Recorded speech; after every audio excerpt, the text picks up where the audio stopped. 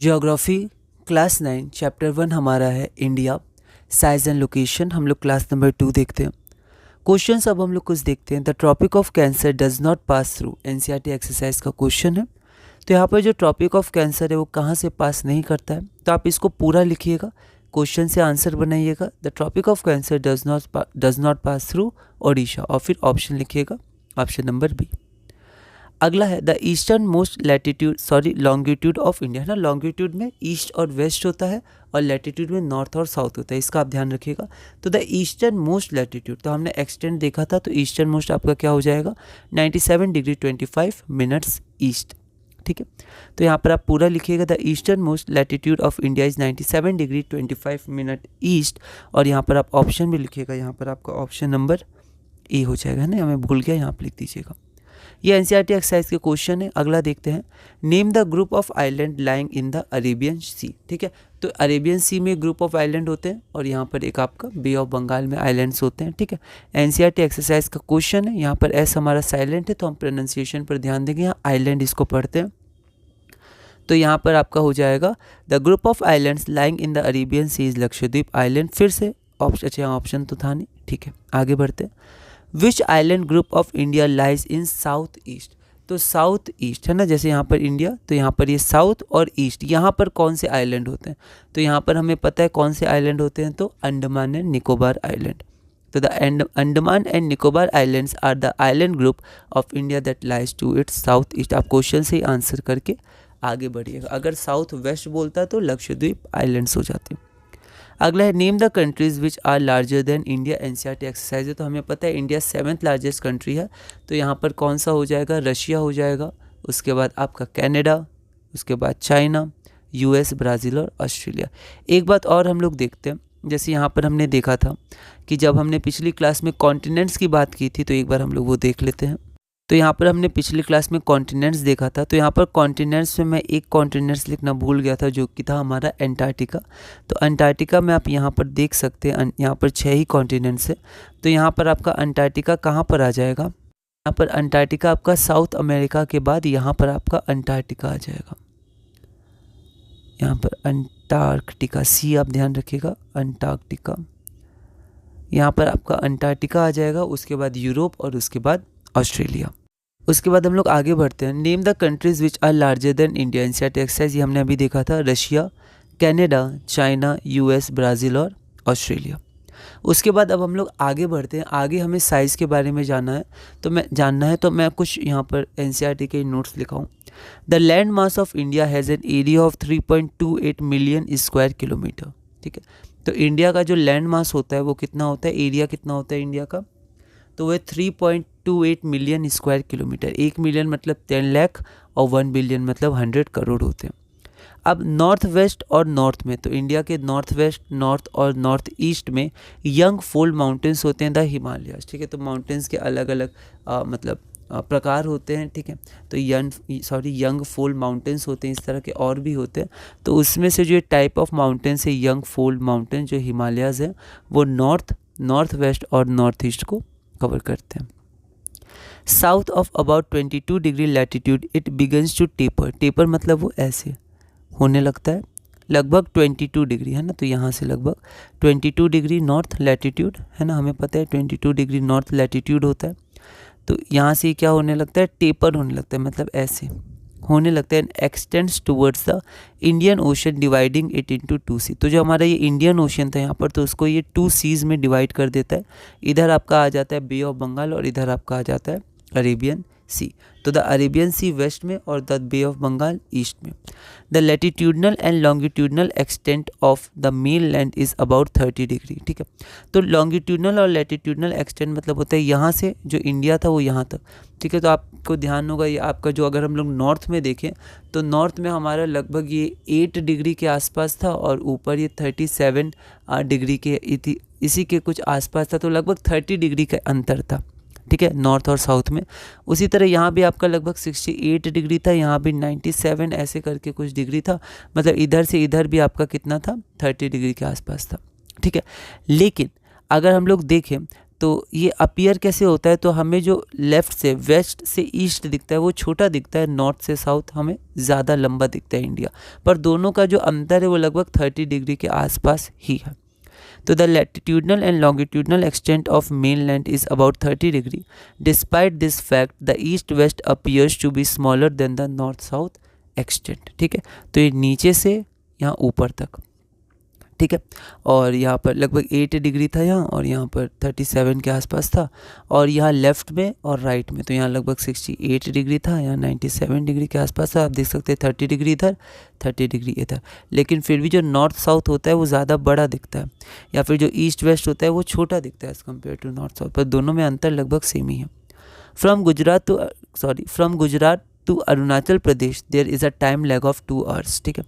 Hence time along the standard meridian of India, that is 82 degree 30 minutes east, passing through Mirzapur in Uttar Pradesh, is taken as the standard time for the whole country। तो क्या होता है कि जो time lag होता है, जैसे अगर हम लोग देखें तो सूरज जो होता है अरुणाचल प्रदेश से निकलता है, ईस्ट है अरुणाचल प्रदेश, तो वहाँ से धीरे धीरे वो वेस्ट की तरफ आता है, तो गुजरात वेस्ट में, तो वहाँ पर 2 घंटे की देरी से सूर्य उगता है, ठीक है, सूरज उगता है, ठीक है। तो इसके कारण क्या होता है कि 2 आवर्स का लैग हो जाता है लगभग, है ना, टाइम में। तो अब क्या होता है कि अब जो वॉच होती है इंडिया की वो तो सेम टाइम दिखाती है, तो एक स्टैंडर्ड मेरिडियन के अनुसार एक टाइम लिया गया जो कि हमारा 82 डिग्री 30 मिनट ईस्ट है, जैसे प्राइम मेरिडियन है, ठीक है। तो वैसे ही हमारे इंडिया के लिए क्या है, इंडियन स्टैंडर्ड टाइम IST, तो उसके लिए जो स्टैंडर्ड मेरिडियन लिया गया है वो लिया गया 82 डिग्री और 30 मिनट्स ईस्ट, ठीक है। तो यहाँ पर क्या होता है कि इसके अनुसार ही सारा स्टैंडर्ड टाइम पूरी इंडिया में चलता है, और लोकल टाइम अलग अलग होता है हर रीजन का, लेकिन जो स्टैंडर्ड टाइम है जो वॉचेस शो करती हैं वो आपका इसी स्टैंडर्ड मेरिडियन के अनुसार शो करती है। It is taken as the standard time for whole country. The latitudinal extent influences the duration of day and night as one moves from south to north। तो जब वो नॉर्थ से south, क्योंकि latitude north और south में होता है, तो साउथ से नॉर्थ जब हम लोग जाते हैं, मतलब लैटिट्यूड जब हम लोग जाते हैं चेंज करते हैं, तो extent of day and night अलग अलग होता है, मतलब ड्यूरेशन अलग अलग होता है, कितना बड़ा दिन होगा, कहाँ पर नहीं होगा, तो डिपेंड करता है लैटिट्यूडनल एक्सटेंट पर। अब एक क्वेश्चन देखते हैं NCERT एक्सरसाइज से। The sun rises 2 hours earlier in Arunachal Pradesh as compare to Gujarat in the west, but the watches show the same time, how does this happen. तो वही है कि जो ईस्ट में सन राइज होता है तो अरुणाचल प्रदेश ईस्ट में, तो वहाँ पर जल्दी राइज होता है, धीरे धीरे वेस्ट में आता है तो 2 hours का गैप हो जाता है, लेकिन वॉचेस सेम टाइम इसलिए शो करती हैं क्योंकि जो टाइम मेजर होता है वो मिर्ज़ापुर से जो पास होता है स्टैंडर्ड मेरिडियन उसके अनुसार होता है, तो इसलिए सारी वॉचेस सेम टाइम शो करती है। लोकल टाइम अलग अलग होते हैं, पर जो स्टैंडर्ड टाइम होता है IST इंडियन स्टैंडर्ड टाइम वो पूरी इंडिया में सेम होता है। तो हम लोग देख लेते हैं। The sun rises 2 hours earlier in Arunachal Pradesh as compare to Gujarat in the west, but the watches show the same time due to the use of a single time zone across India. India follows Indian Standard Time IST. The standard meridian of India 82 degree 30 minute east passes through Mirzapur and is taken as the standard time for the whole country। आप language को modify करके लिख सकते हैं। अब हम लोग देखते हैं इंडिया इन द वर्ल्ड। तो central location between east and west Asia, तो इंडिया क्या होता है ईस्ट और वेस्ट एशिया में सेंटर लोकेशन में होता है, ठीक है, and it lies in south Asia, वो साउथ एशिया में लाई करता है। ट्रांस इंडियन ओशन रूट्स, ठीक है, तो ये कुछ ओशन रूट्स होते हैं जो इंडिया को अलग अलग जगह से कनेक्ट करते हैं, जैसे ये कनेक्ट करते हैं इंडिया को यूरोप से करते हैं in the west and the countries in the east Asia, इससे ये कनेक्ट करते हैं। और ये मैप दिया हुआ है आपका NCERT में, आप उसको देख सकते हैं, रूट्स कहाँ कहाँ से इंडिया को कनेक्ट करते हैं। The Deccan peninsula protrudes, the Deccan peninsula protrude करना मतलब नीचे ऐसे आता है, ठीक है। The Deccan peninsula protrudes into the Indian ocean, thus helping India to establish close contact with west Asia. तो वेस्ट एशिया से इस कारण उसका कांटेक्ट हो पाता है, अफ्रीका से हो पाता है क्योंकि अफ्रीका जस्ट उसके लेफ्ट में अगर हम लोग देखेंगे अफ्रीका से हो पाता है, यूरोप से हो पाता है स्विस कैनल की मदद से, और भी रास्ते पर जो स्विस कैनल है वो बहुत ही रास्ता कम कर दिया है ना, लगभग 7000 किलोमीटर NCERT में दिया हुआ है कि वहाँ से ईजिली अब कनेक्ट हो पाता है यूरोप और India. Africa and Europe from western coast and with south east Asia and east Asia from the eastern coast. तो एशिया अफ्रीका और यूरोप से वेस्ट कोस्ट के सहारे, और साउथ ईस्ट और ईस्ट एशिया से ईस्टर्न कोस्ट के सहारे इंडिया कनेक्ट हो पाता है। No other country has a long coast line on the Indian ocean as India. तो इंडियन ओशन में बहुत ही लॉन्ग कोस्ट लाइन इसकी होती है, सारे पूरे वर्ल्ड से अच्छे से कनेक्टेड है इंडियन ओशन में, और इसी कारण जो ओशन है वो इंडिया के नाम पे, क्योंकि इसकी एक स्ट्रेटेजिक पोजीशन है इंडियन ओशन में, ओशन में जो इंडिया के नाम पर रखा गया Indian ocean. Since the opening of the Suez Canal in 1869, India's distance from Europe has been reduced by 7,000 kilometre.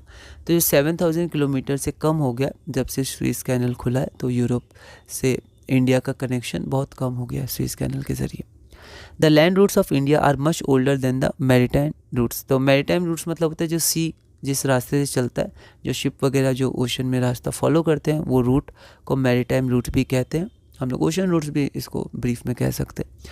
तो जो लैंड रूट्स होते हैं वो बहुत पुराने होते हैं। पहले के समय में लैंड रूट से ज़्यादा कनेक्शन होता था एक देश के से दूसरे देश के में, है ना, जैसे हिस्ट्री में हम लोग पढ़ते हैं, तो लैंड रूट से ज़्यादा होता था। लेकिन फिर ओशन रूट्स और वो सब भी रूट्स आने लगे, तो उससे फिर और कनेक्शन बढ़ गया। अब हम लोग देखते हैं इंडियाज़ नेबर्स। तो इंडिया के अलग अलग नेबर्स होते हैं। इंडिया बाउंड्री शेयर करता है डिफरेंट कंट्रीज़ के साथ। तो India shares it's land boundaries with, तो नॉर्थ वेस्ट में पाकिस्तान और अफ़गानिस्तान के साथ, नॉर्थ में चाइना, तिब्बत, नेपाल और भूटान के साथ, ठीक है।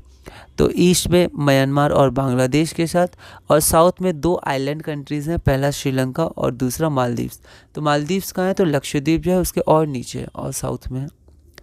फिर हम लोग आगे बढ़ते हैं। Sri Lanka is separated from India by a narrow channel of C form by Palk straight and gulf of Mannar. तो इन दोनों के कारण, पाल्क स्ट्रेट और गल्फ ऑफ मन्नार के कारण, जो नैरो चैनल है वो इंडिया और श्रीलंका को सेपरेट करता है।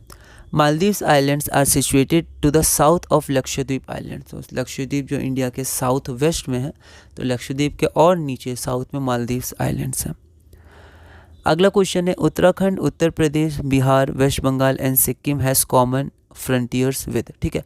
तो उत्तर प्रदेश, उत्तराखंड, बिहार, वेस्ट बंगाल, सिक्किम, ये अपनी जो कॉमन फ्रंटियर मतलब बाउंड्रीज हम लोग कह सकते हैं, वो बाउंड्रीज किस देश के संग शेयर करते हैं, चाइना, नेपाल, म्यांमार या भूटान। एनसीईआरटी एक्सरसाइज का क्वेश्चन, तो एक बार आप सोच सकते हैं, ठीक है। तो यहाँ पर हमारा आंसर क्या हो जाएगा, नेपाल हो जाएगा। Uttarakhand, Uttar Pradesh, Bihar, West Bengal and Sikkim have common frontiers with Nepal. उसके बाद हम लोग अगला क्वेश्चन देखते हैं। If you intend to visit Kavaratti during your summer vacations, which one of the following union territories of India will you be going to. NCERT exercise का question है कि अगर आप कावारती जाएंगे, विजिट करेंगे, ठीक है, जाना चाहेंगे समर वेकेशन में, तो आप कौन सी यूनियन टेरिटरीज़ में जाएंगे। तो यहाँ पर आपको ध्यान रखना होगा यूनियन टेरिटरीज़ और उनके कैपिटल्स।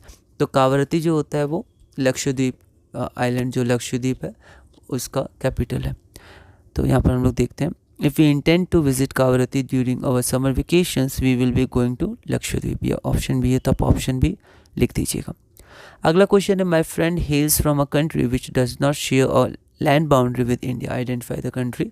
तो वो कंट्री जो इंडिया के संग लैंड बाउंड्री शेयर नहीं करती है, तो भूटान, बांग्लादेश और नेपाल शेयर करती है, तो ताजिकिस्तान ये शेयर नहीं करता है। तो हमारा आंसर भी हो जाएगा। एनसीईआरटी एक्सरसाइज का एक क्वेश्चन है, तो इसमें से हम लोग ऑप्शन एलिमिनेट करेंगे। हमें पता है भूटान करता है, तो ये नहीं होगा। बांग्लादेश देश भी करता है, तो ये भी नहीं होगा। नेपाल भी करता है, तो ये भी नहीं होगा।